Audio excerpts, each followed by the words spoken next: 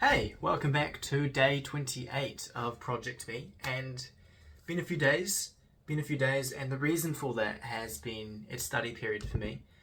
I'm spending most of my time inside studying for exams, so I'm not getting outside too much, so not too much to report back on for how I'm, progressing. It's been very one-sided life the last few days, but a few things happened recently that I do want to touch on. And so we'll just briefly go over those and then move on to gratitude first. I nearly forgot. We're going to do gratitude first. First of all, grateful for the opportunity to attend how do I say what it is without giving it away? An International Affairs Institute here in Wellington hosted a book launch for its executive director, who is a contemporary historian. So got to go to that, got to see him speak, got some guests to speak, listen to them speak, very knowledgeable people. Very cool premise of the book. I might actually have to buy a copy. I was that impressed. So went to that, got some food, some drinks. I didn't drink anything. Some food, and came back. That was really cool. Really grateful for the opportunity to go to that, and for living where I am to be able to go to all these different types of events like that. Very cool. Secondly, I am grateful for my mate Jay. We had a test this morning for international relations. International politics of China is the course. And Jay and I, we've been working on a cheat sheet for the last few days, and it came in handy today. So thanks, man. I appreciate the help and the contribution that we both put into that. It's nice to have someone else do it with you as opposed to just being you, right? So really grateful to you, Jay, for that. You're not watching, but and thirdly, grateful to whoever it is that likes the video. I'm not sure why, but I'm hoping. I'm just gonna blissfully assume that the videos are being liked because whoever you are, you're getting something out of them, which is all I really want anyways. I mean, this project is mostly for my benefit, but the reason it's not on some private playlist for just me is because if other people get something out of it, then all the better. So really, really appreciate you liking the video, and I hope you're getting something out of it, truly. But that's our gratitude for today over with. So let's move on to what I really want to talk about today, which I'm going to start with the easier topic, which is speaking slowly. This is something I've talked about in the past on here, and it's not as obvious, especially in these videos, because I'm very clearly, for me at least, taking my time to get what I want to say out. And I suppose in real life it's vastly different. It's often quite difficult to get my voice heard, and it's just the way it is, right? I'm not bitter about it. It's just the way it is when you're starting off at the bottom, right? Which is a student in the circles I'm around. So it just is what it is, and I have to gradually work my way up. I understand that's how it works. I'm not angry about that in any way. But the byproduct of that is that I tend to speak really fast, which is something I am angry about because it's something I can control. So I speak really fast to get my voice out there, and it takes away time for me to process and think through my actions and what I'm saying. And so it's something I'm very unsatisfied with because, like I said, I speak too quick and I feel like I make a fool out of myself.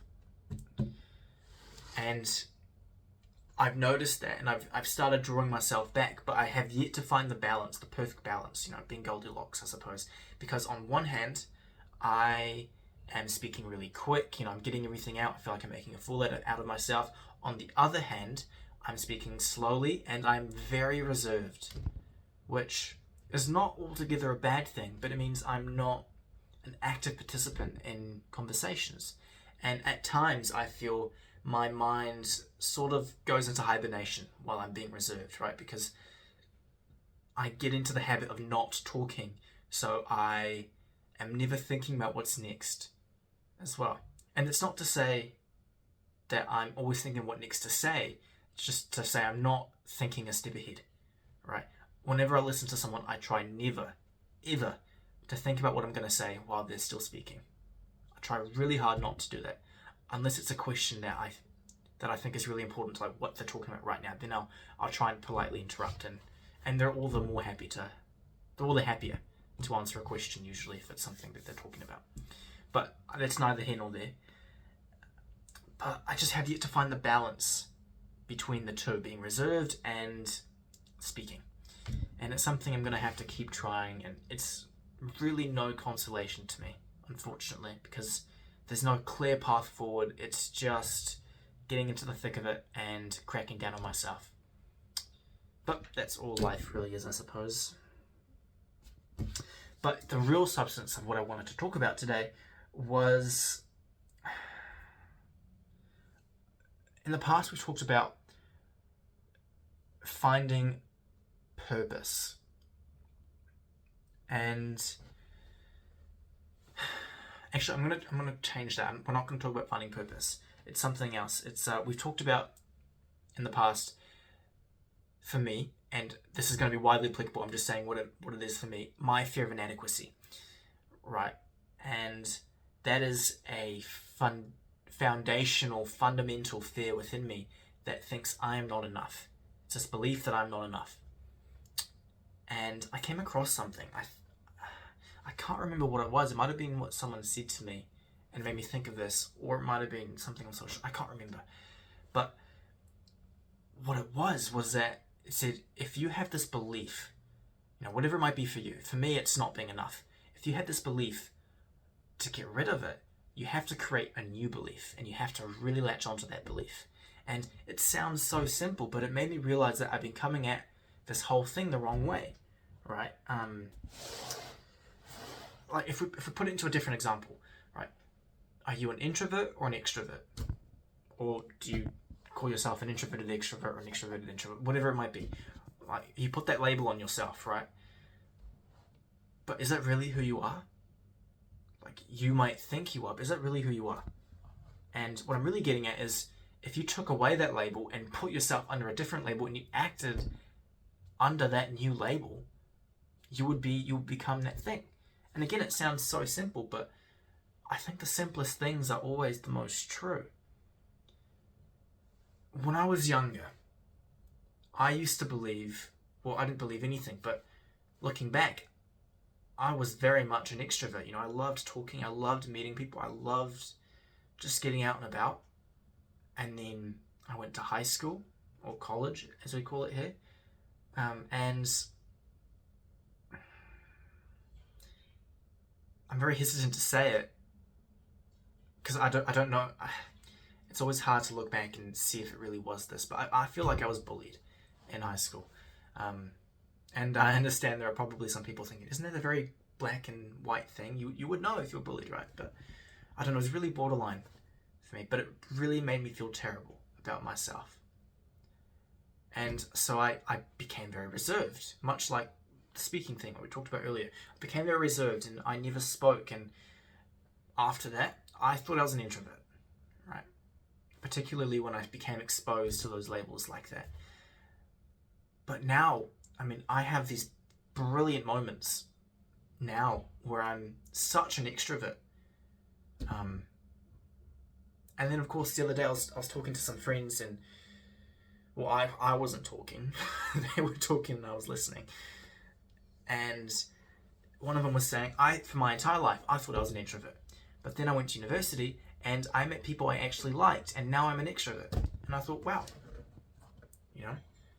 it's what you believe about yourself. Well, that's what I got out of it, at least.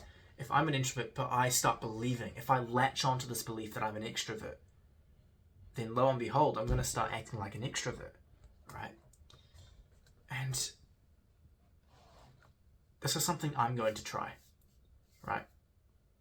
Both with being labeling myself as an extrovert from now on, and also latching onto this new belief that I actually am enough.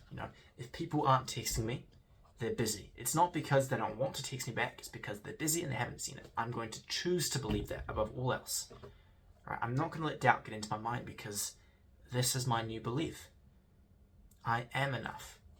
And it's almost like gaslighting yourself into believing something that's untrue at the start, but fake it until you make it, right?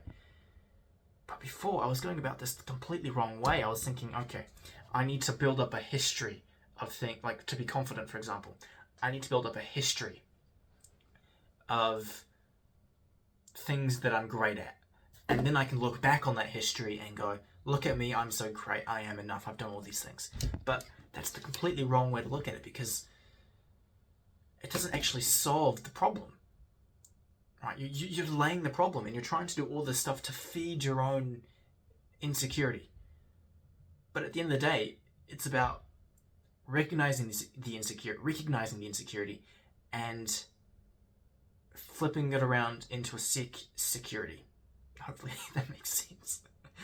But yeah, I mean, you're just pushing away the problem if you start trying to do everything to feed it, right? If you try and give yourself a history of not having that insecurity, you're just pushing it farther and farther away. I mean, it's still there, right? Because everything you do is still fueled by it. So you have to create this new belief and start acting along the lines of that new belief. And I say it like I've tried it. I haven't. This is all very new to me. And I'm looking forward to putting it into practice.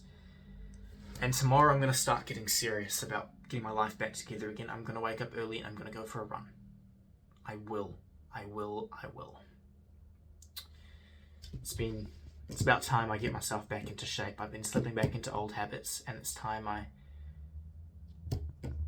become the best version of myself. And this is the way to do that, by whipping myself back into shape. So off for a run. It's not going to be an abnormally large run tomorrow, but it will be a run, and that's all that matters. Right, that is it for today. Hopefully, everything was logical and everything makes sense, and you might get something out of this video. I really hope so. But no matter where you are in the world, I hope you have a wonderfully fantastic day. All the best. Take care.